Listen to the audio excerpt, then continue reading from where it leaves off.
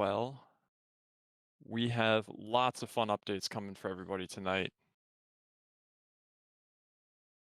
First of all, I want to thank Dom and Dom's dad for recording the podium.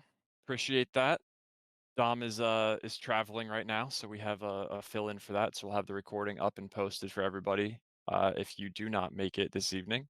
I also want to take a moment and welcome our new members recently. Been so fun to see all the new faces coming back in the chats with the recent news, as well as some old faces and old friends that we saw in December and January of last year, 21, 22.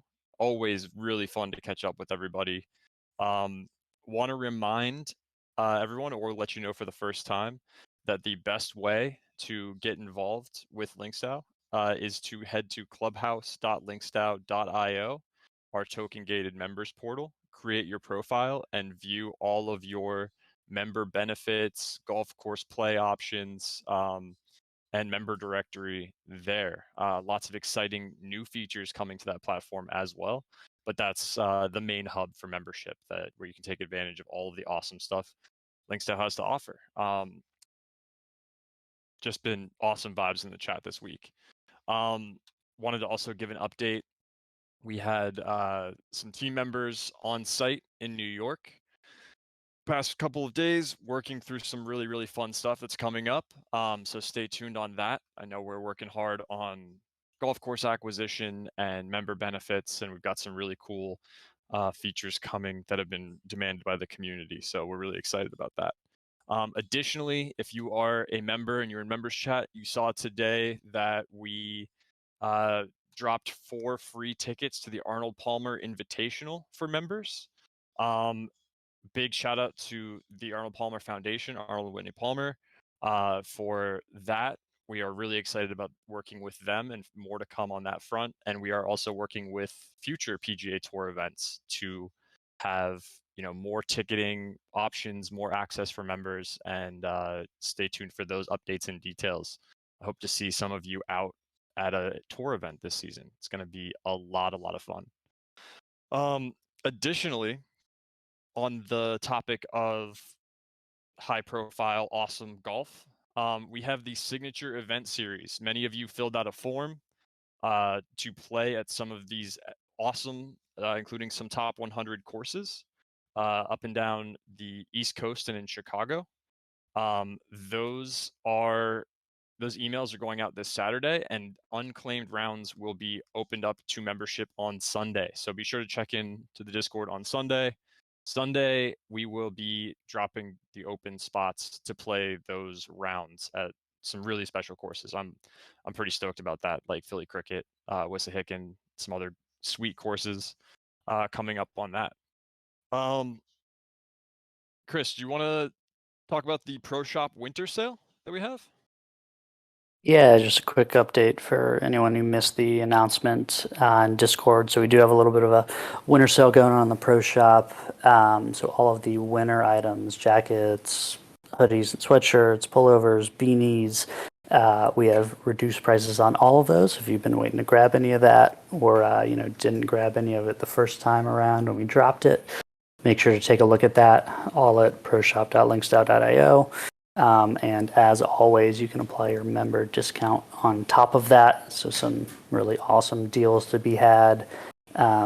We've got more great stuff coming in the Pro Shop a little later this year. But for any of the winter stuff, if you want any of it, definitely grab it before it is gone. A lot of the items that we have, we just have a few left in inventory. So be sure to grab it if you got your eye on something. Those beanies are super cozy and very cool. I love mine very much. Additionally, the Arnold Palmer Invitational is going on. As we said, some members are going out on Sunday. Really excited about that. But we are hosting watch parties in the Discord during play tomorrow, Saturday, and Sunday, as well as the associated PGA 2K tournament that can be played on PlayStation, Xbox, or PC. And your Links champion grants you special perks and benefits. The details for that are available in the gaming channel. If you go on any platform and search for the Links Society, you will find our tournament, and you can play 4 rounds anytime between now and Sunday evening, and get prizes for winning in that tournament. Yeah, really just fun stuff we've got going on with that. Playing these courses like as the tournaments are happening has just been really, really fun. Like knowing the holes and being a little bit more detailed. It's like you're there. It's pretty fun. So appreciate y'all being here this evening. Let's get to something I think you're all pretty excited about. Some updates from C. Bruce and Bez. Chris, I think if you were in members chat this week, you may have seen some photos that you took of a golf course in Scotland. How was that trip to Scotland? Probably nothing there, right? I did happen to make a trip to Scotland this past week, as it turns out. You are correct. Yeah, no, we had well, it's been a whirlwind past week or past couple weeks, as everyone probably knows. I think it's been a whirlwind for the whole community. But yeah, did take a trip there last week to Spey Bay as part of our diligence process and just getting into it with the course bid and everything. So happy to share a little more about that with everybody here. Coop, did you have anything specific you want me to hit, or just kind of jump into the details of the trip and just go for it? I'm curious. I'm not too far from New York, but like, what was traveling there like? How was that process for you? Yeah, it was. Well, like I said, it was a whirlwind, right? I mean, I'm sure everyone has seen through the RFC and then the proposal process. This was a very compressed timeline, right? Of course, kind of came onto the market, then quick turnaround to the date that they were asking for all bids to be submitted. And so that means all the work that we had to do is legwork. And then, of course, everything in terms of engaging the community all had to happen on a short time frame. But so, my trip there may not be representative of what a future trip to the course for, a potential future member would look like. I was there for, I think, 25 hours in Scotland in total. And, I think figured out my travel plans maybe 24 hours in advance. So that was a little atypical. But that said, it actually wasn't too bad. Going to Europe, so it was an overnight flight, but pretty easy connection. Flew into Aberdeen, which was about an hour from Spey Bay. You can also fly into Inverness, which is an hour from Spey Bay. So all things considered, not too much of a burden to get there, which was nice. I think I got the full gamut of Scottish weather while I was there. I got one day which was beautiful and sunny and warm, one day which was nice and windy and rainy. So yeah, I kind of got all the different angles there. That's cool. And one question that I'm sure will be asked if I don't ask it: did you get to play the course? It's maybe the saddest piece of this whole process. I did not hit one golf shot on the course while I was there. But that was only because I was devoting every second that I had there for vetting this course for the membership, for what it's worth. But All that work and was no play. that did make me shed a little tear. Oh, yeah. So, but impressions of the area and the course, anything you can share on that front?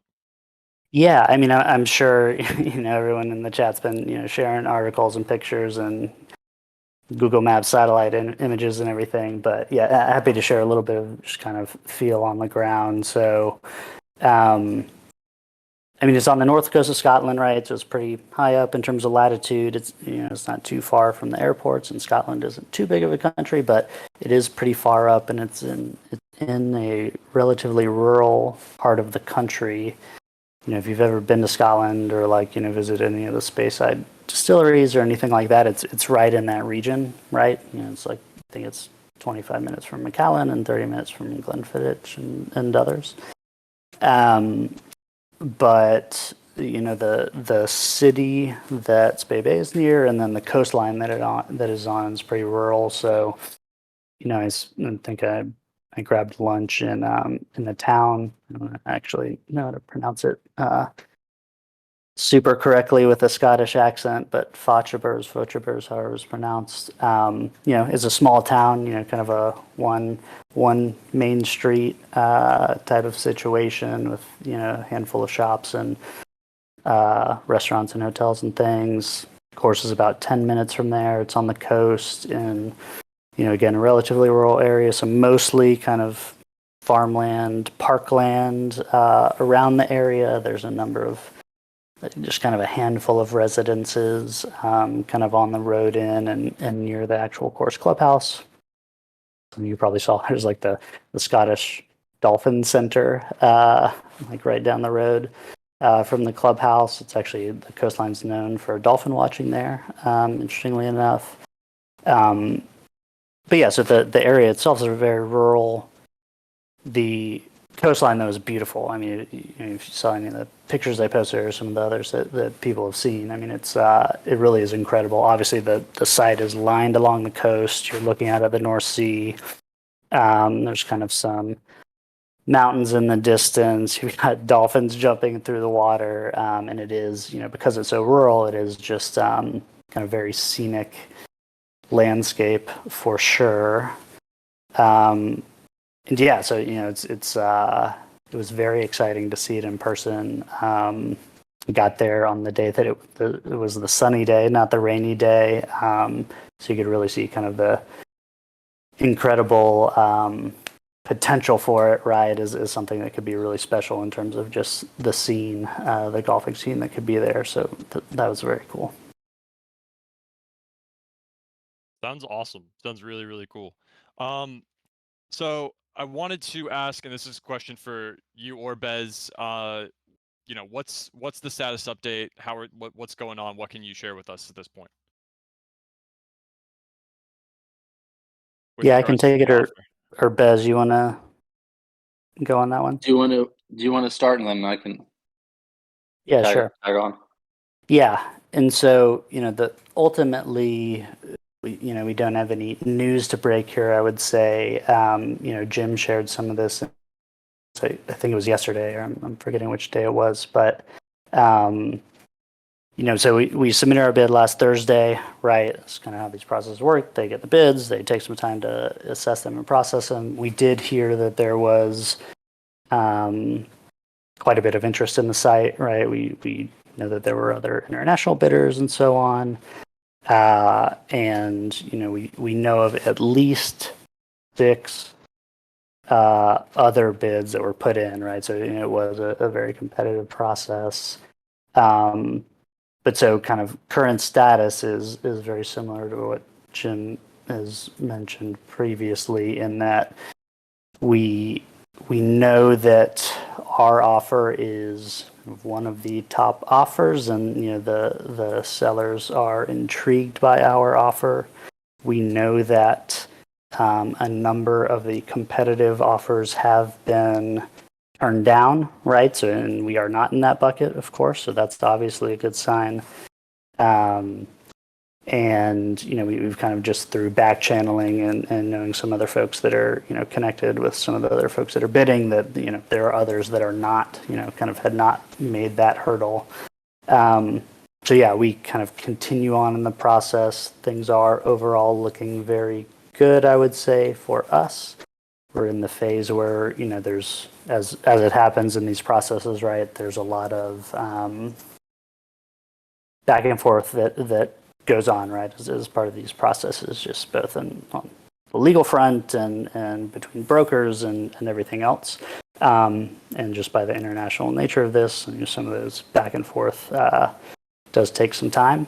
Unfortunately, we all wish this would happen quickly, and we'd get a yes and write a check, but that does take some time, and so we are in the middle of some of that process time. What else would you add to that, Bez? What did I miss? No, I think you covered pretty much all of it. I guess we do know that at least one other bidder already owns multiple golf courses in the UK. We know that one group had engaged a top architect to do some work on it, and it's an architect that we also know, which is how we found this out. So speaks to, in some ways we had, we did our own diligence, we got our own level of conviction around the site and property, but it also speaks to the fact that, lots of other people who have been doing this longer than we have think that this is a pretty special, pretty special piece of property as well. And so we feel like, if we are fortunate enough to be selected, then we're beating out some pretty other, strong groups who, know what it takes to build a really special golf course. So we would, if we end up winning, we're going to feel pretty good that this is a site that we landed on. Very interesting, and I want to convey on behalf of the community and myself how appreciated the hard work that goes into all of this due diligence and international administrative work and getting all of the I's dotted and T's crossed go into this type of endeavor. So big thank you for doing all of that hard work. On a scale of good to not good, how are we feeling about our chances going forward?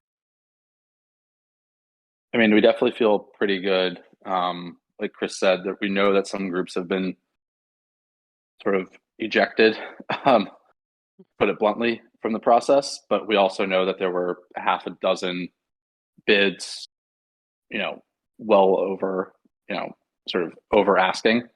And so again, just speaks to the compelling nature of the site, the upside that lots of people think this property has, the quality of the location, for a bunch of reasons, not just as a golf course, but it's in an area of Scotland that is increasingly getting more and more attention from people from a developer's perspective, which we've heard from multiple people, not just in the real estate realm, but in the golf realm.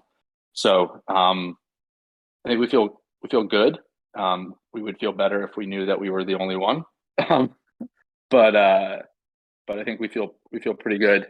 And the other thing I'll say is the level of engagement that we've gotten from the architecture and design world while Chris was over there, sort of reporting back to us, and we were funneling sort of questions to a who's who of golf course architects and designers, and they were responding to us immediately. They were introducing us to other people in their network without even asking if person was open to an intro.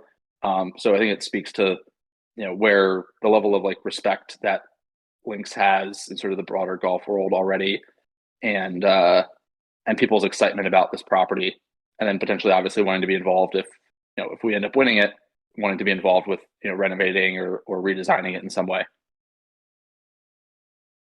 Awesome stuff. Really cool. Yeah, excitement from the world of golf is awesome. Additionally, in the world of, I guess, business, some of you may have seen we were ranked number 8 on Fast Company's list of most innovative companies in crypto Web3 today. That article came out, and that blew me away. Some of the names on that list, like Roblox and Nike and the Ethereum Foundation, were just awesome. So this team just continues to kill it across basically everything. So I'm really excited to hear more as information comes in about Spey Bay. But just so excited and happy to be working with you guys on this. Awesome stuff.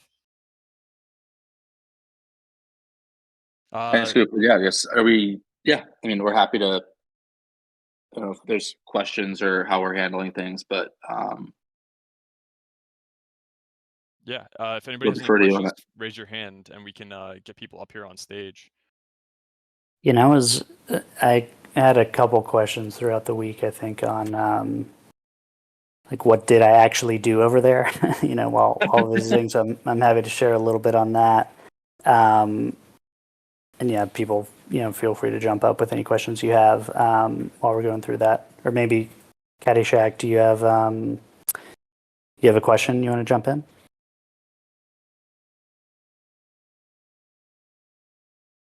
I think you're on mute. If Oh, there we go. Yeah. Can you hear me? Yep. All right. So I haven't really thought this through fully. So offers were made, right? There's a deadline. There was 6 offers. You think there's still some offers, or what was the response? Because was there a formal response yet from the seller? Yeah. So, we have heard from the seller, and obviously that's kind of how the back and forth happens. But yeah, so we've heard from the seller that, we have basically a competitive bid, but there are more steps to go in this process is essentially it. And so, as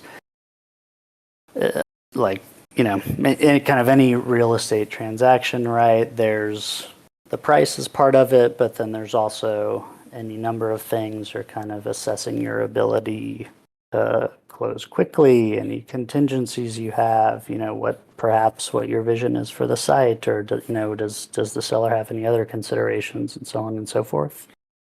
Okay. Right. So that's that's obviously what's the assessment that the seller is making on their side, right? And transparently, they don't tell us everything, right? They're they aren't telling us, hey, you've got X other bidders at this price, and this is what's going on. They have their own information that they try and hold close as well. But yeah, so we are obviously in contact with the sellers and their agents, but we're kind of in that process of the back and forth where they're vetting all the offers and determining how they want to move forward as well. Okay. And I will, So as they're Chris alluded to, also the fact that we're, a quarter of a day behind has also impacted. So we're oftentimes they're emailing us updates or questions in the middle of the night here. We're responding, and so there's a bit of a lag that we're dealing with from a time zone perspective. Thanks. Do you know how many potential buyers they're still vetting? They've been pretty quiet about that. We know that they've turned down at least, I think, 2 or 3, right, Chris? They said, we know the architect that we know who was working with one group was told that their offer wasn't close enough to be competitive, and they basically said thanks, but no thanks. There was the mutual connection that Chris and I randomly happened to have through a business school classmate to another guy who bid on it, who was told no. They told us that there were 6 offers that they were seriously, or that were at least, reasonably in contention. So that's 2 of them, plus ours is 3. So there's at least 3 others that we know that they still might be evaluating. Our sense is there's probably maybe one or 2 seriously others that they're seriously looking at. And ultimately, we think it's probably going to come down to, a function of terms, right? What contingencies did we put in our offer versus, others may or may not have more or less than we do. And then also, what the intention of what you want to do with the site. How do you want to improve the course? How do you want to, be a part of the broader community there? We've done as much as we think we've done as much as we can to, share, the sort of vision for LinksDAO kind of broadly, the relationships that we have in the golf industry, which we can bring to the table, that we hope are maybe different than other groups that are, evaluating the site right now and still in contention. Thanks a lot for the insight. Sounds like there's a lot going on.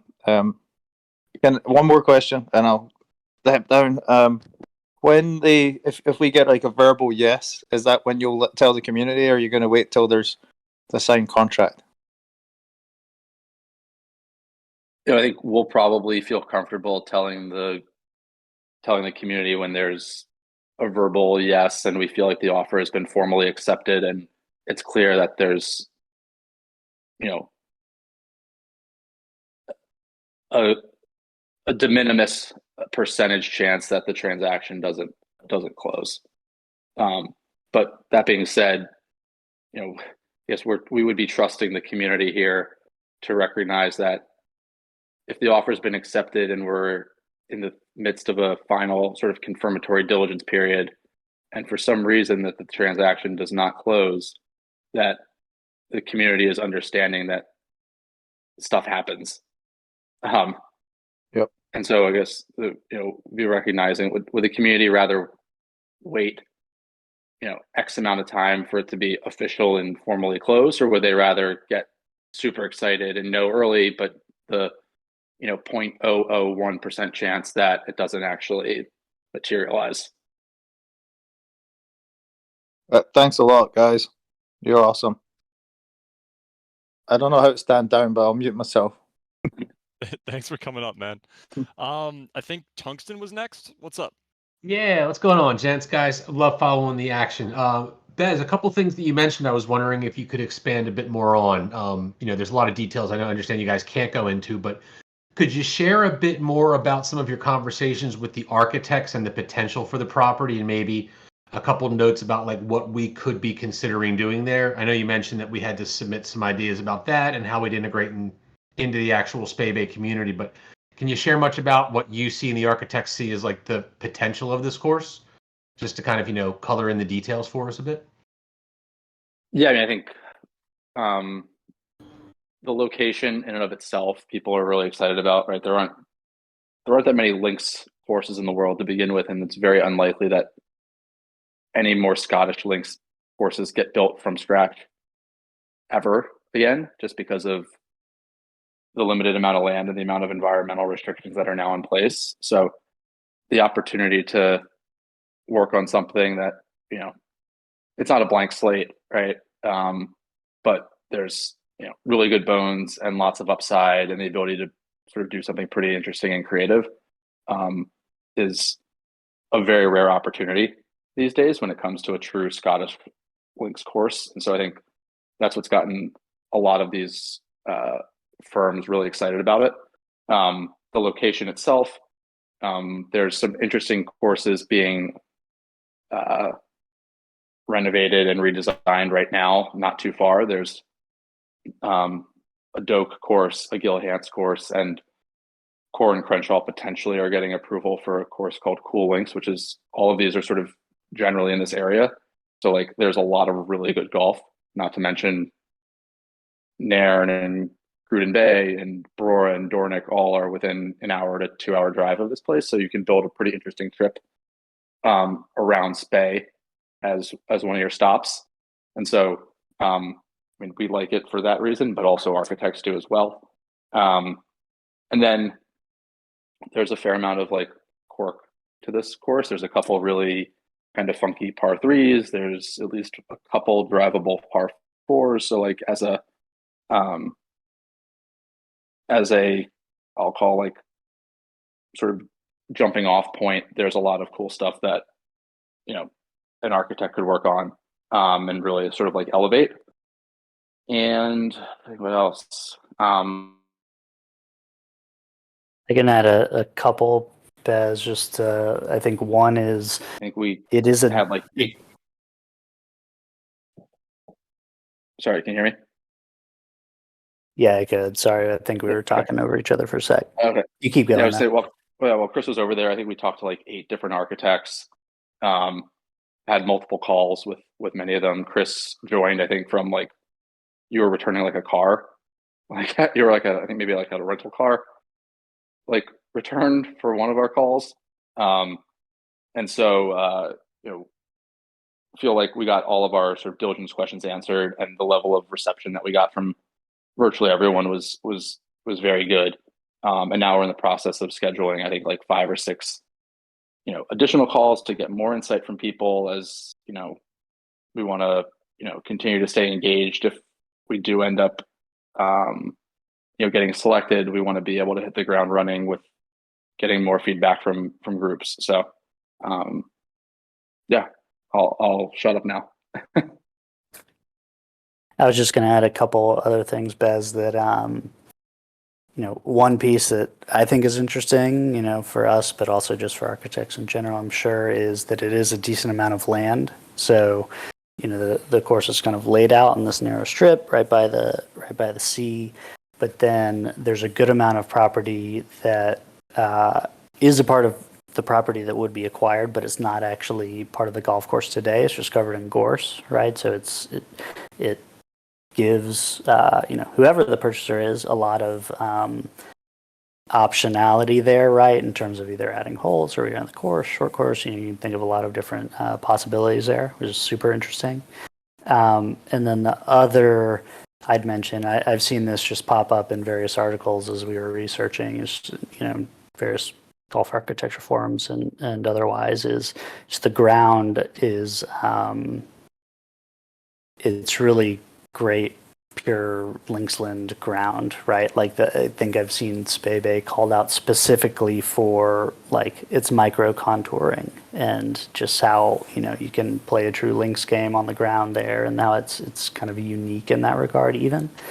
And that was one of the things that actually I ended up kind of touring the site with a couple different architects while I was there, and that was one thing that they drew out. Just seeing it firsthand is that they felt that was actually a specifically unique thing that they don't even see in all other links courses that that they either play on or work on over there. Yeah, I remember hearing an early distinction about the ground underneath, and that's all very interesting to learn. Now, thanks for sharing that, guys. It really does round out some of the contours. Appreciate that. No pun intended on the contours. I think ETH was up next. Hey, what's up? Quick question. You guys have done a great job, obviously updating everybody in terms of what you can disclose. Is there anything you guys can talk about in terms of information that you couldn't talk about pre-bid that you can talk about now? Examples being kind of our CapEx ceiling or anything that was required of the buyer, kind of in the contract, or what would be a final contract, whether it be we're required to do XYZ with membership that are currently there. I know there's like 100. Is there going to be anything kind of built into this transaction that we are required that we'll have to kind of navigate with our current membership? That's a good question. I mean, there's nothing required that we have to do. So certainly, I think, being respectful of the existing membership and where Spebe sits within the sort of community as a fixture of, for lack of a better word, in this like neighborhood, I think is important. I'm not sure that there's anything in particular that we couldn't share pre-bid that we can now explicitly share post. I don't know, Chris, is there anything that stands out to you specifically that like we weren't able to really share? I'm not sure that there is either. I don't know if I caught this part right, Heath, but I think maybe did you say CapEx or OpEx is the first part of that question? Yeah, there's been a lot of, I guess, speculation on what kind of our exposure tolerance is and how much we're willing to buy it for, and if you guys can talk about that. Yeah.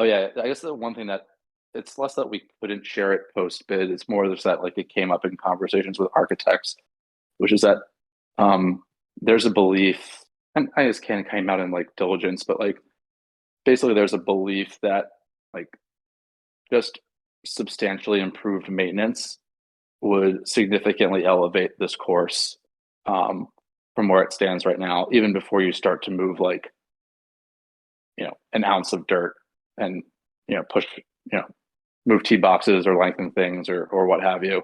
And so we spoke to one architect in particular who felt like, and this is someone who's done a number of restorations. He redesigned and renovated, but really redesigned a course that's a top 100 US course. And he felt like,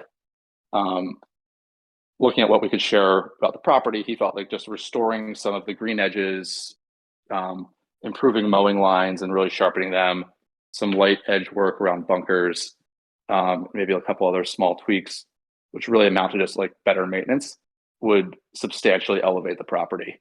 And so I think that gives us a lot of comfort that like this isn't going to require, at least in the near term, like a massive capex investment. Call it over the next, if we were to buy it over the 3 or 4 months before you even start moving dirt, you would be able to actually like really increase the playability of the course and improve, your experience on site. Even before you start to think about like,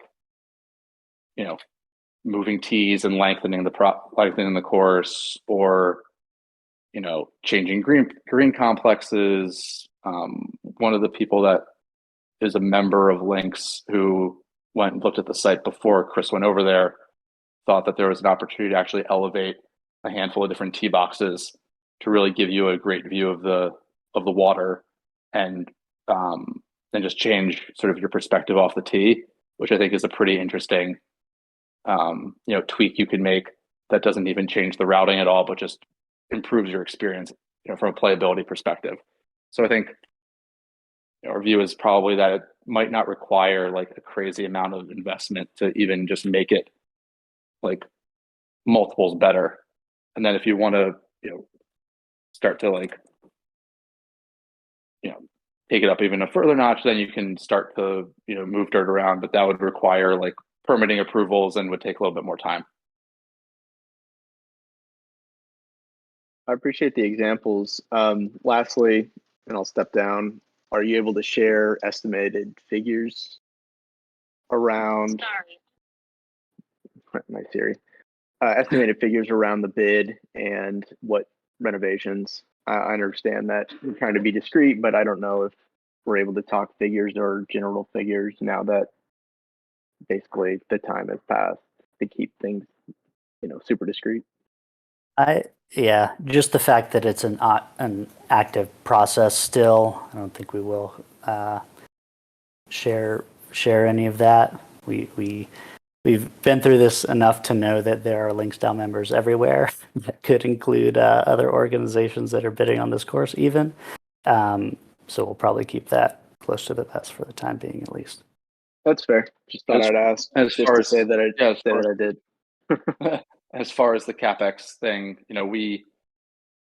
one architect we spoke with said that that has done work on this course, that had evaluated this course on behalf of another bidder, said that they had put together 2 plans.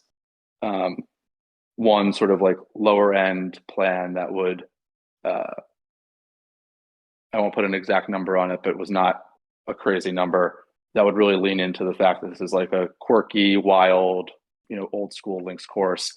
And then they had a sort of a much more expensive plan that was really like, I would just call like an all-out redesign of the property. And in the grand scheme of things isn't insane, but was definitely, a few multiples higher than what their sort of like base plan would look like. And in our conversations with lots of other architects, we expect that, because we spoke to them about, what we would do with River, for instance, if that transaction had gone through. And most people we spoke with said that they would offer, 3 different scenarios, sort of a base case, sort of a low end one, a middle one, and a high end one, and would work in conjunction with us to kind of figure out what plan we want to go with, what parts of each one we want to pick and choose from, and kind of have this like menu, and then land on a final plan. And so, it's not really giving you specific numbers, but that's kind of how we would expect, that's how it was going to work with River. That's what we would probably expect to see with something like Spay, if that's how things shake out. Thanks, y'all. Thanks for coming up, Eth. Nobody. How you doing? Hey, what's going on, guys? Appreciate all the hard work. Doing a great job so far. And this may have been answered previously on other calls or when we were submitting, but I don't recall seeing, I know I've been around a family that's owned golf courses and things like that, and members in other countries and stuff. Can you just go into if there's any like restrictions or limitations with what this purchase is? Like, do we own the land outright? Is it heritage land? Can there only be some, certain things built on it anymore? Is there any government type of stipulations or restrictions when it comes with the land? Like, can you just go into that type of part of the agreement on what is actually being purchased, and if there's any stipulations or restrictions around it as a land perspective or as a business perspective? Yeah. Yeah, go ahead, Chris.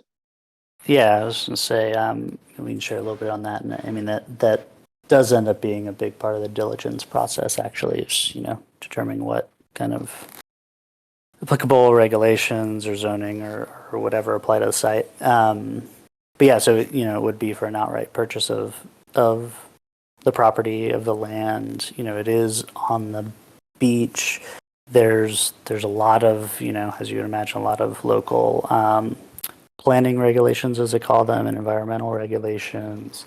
But we have determined that a couple really important things. So one is that the site isn't specifically restricted by what they call SSI regulations, which would be kind of the primary thing that might restrict someone's ability to either make changes or develop the land.